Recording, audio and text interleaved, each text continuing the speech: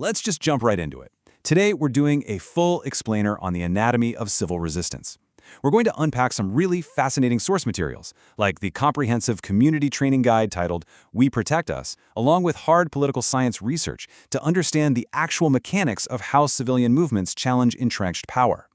The core thesis here: nonviolent, organized civilian resistance is systematically more effective than armed struggle at defending communities and removing tyrannies. This is basically your starter map, so let's get into it. Now, you might assume that armed struggle is like the ultimate way to defeat tyranny, right? Honestly, that's the narrative we see in movies all the time. But to really understand civil resistance, we have to look at what historical data actually reveals about how power shifts. The source material basically asks us to leave all our assumptions at the door and just look at the numbers. To make sense of all this, our explainer is going to follow a quick 5-part roadmap. First, the data on resistance. Second, undermining the pillars. Third, building parallel power. Fourth, the history of repression. And finally, modern security culture. Starting off with Section 1, the data on resistance. Okay, so let's look at some deeply counterintuitive data collected by political scientist Erica Chenoweth. Her research analyzed hundreds of campaigns over an entire century, and it shows a really fascinating directional finding. Historically, nonviolent campaigns succeed at roughly twice the rate of violent ones. Now, the exact percentages might fluctuate a bit depending on the time frame you look at, but the data consistently shows nonviolent resistance sitting right around a 53% success rate, compared to roughly 26% for armed uprisings. I mean, that literally flips conventional wisdom totally on its head. So why does this happen? Well, the mechanism for success isn't just about taking the moral high ground. According to the data, nonviolent movements win because they recruit a massive, incredibly diverse cross-section of ordinary people.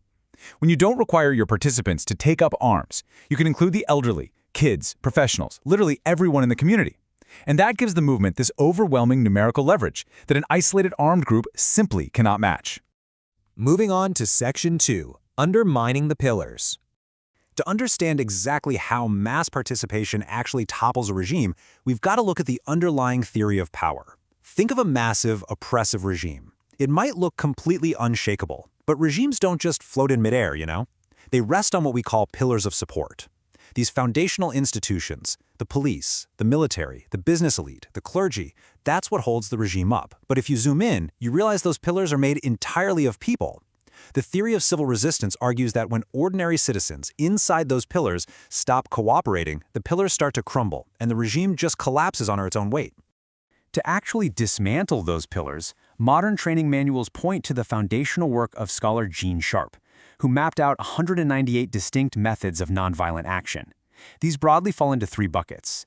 You've got protest and persuasion, like speeches and rallies. Then there's non-cooperation, which hits the economy through strikes and boycotts.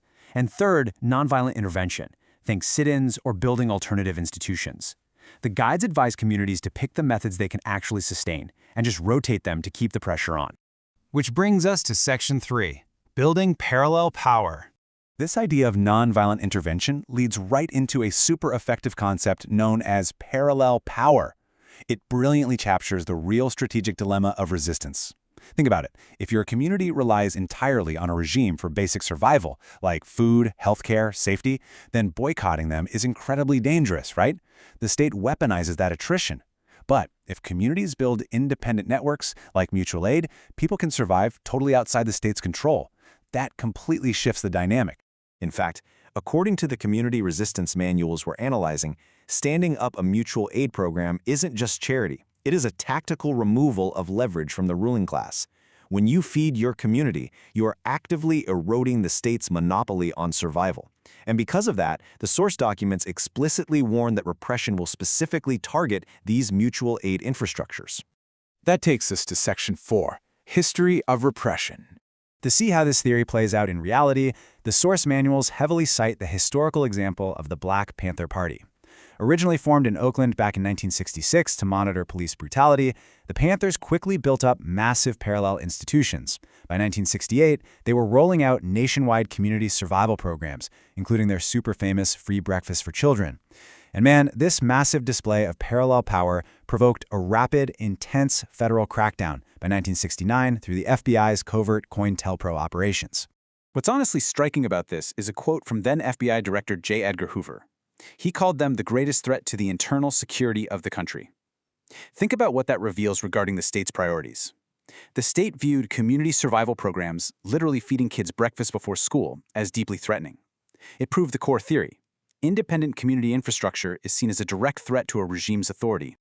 The historical record shows that COINTELPRO succeeded in fracturing the party by exploiting single points of failure. They didn't just use physical force. They leaned heavily on surveillance, infiltration, perjury, and constant legal harassment of named leaders. They even planted fake rumors just to spark infighting. It is a really stark lesson in how power protects itself when its pillars are actually threatened. Finally, Section 5, Modern Security Culture. Modern organizers have studied these historical vulnerabilities super closely, which has led to contemporary manuals like the Radical Security Field Guide. Today, organizers are taught to build decentralized infrastructure in 5 specific steps. First, map your community's real needs. Second, stand up one mutual aid node per need, like a food share or a legal fund. Third, train explicitly in nonviolent discipline, because, as the data showed earlier, that's a huge force multiplier. Fourth, document and publish everything to expose any repression. And fifth, connect those nodes into a parallel institution that completely avoids the top-down vulnerabilities of the past.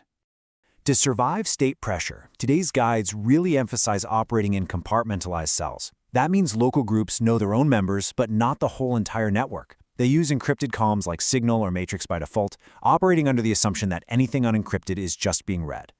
Furthermore, they aggressively document everything, mirroring critical documents across different regions to leave a massive public paper trail that defeats perjury and exposes state overreaction. The field guides also beautifully illustrate the concept of psychological security, or PSEC. They state that adversaries weaponize fear, exhaustion, and misinformation, meaning your mental integrity is just as vital as your digital locks. Modern training manuals treat mental health, mutual care, and avoiding burnout as serious tactical operations, not just, wellness trends. In a marathon of resistance, making sure your community doesn't collapse from exhaustion is treated as an absolutely crucial security protocol. Because historical movements were so often destroyed by planted rumors, modern security culture places a huge emphasis on maintaining objective reality. The guides recommend keeping private logs of gaslighting attempts, establishing strict vetting norms where trust is built gradually, and collectively verifying rumors before they can fracture a group. It's really all about building a culture where safety is deeply tied to collective practice. So as we wrap up this explainer, looking at the evolution from mid-century political theory to today's encrypted community defense manuals, you kind of have to wonder, if the historical success rate of nonviolent resistance was already roughly double that of violent uprisings, how will the decentralized encrypted reality of modern organizing alter those odds? Will these interconnected, resilient methods of building parallel power make these historical tactics completely unstoppable in the digital age? It's a fascinating question to chew on. Remember, we protect us. Save this explainer, share it with your people, and think about what kind of node you can build in your own community.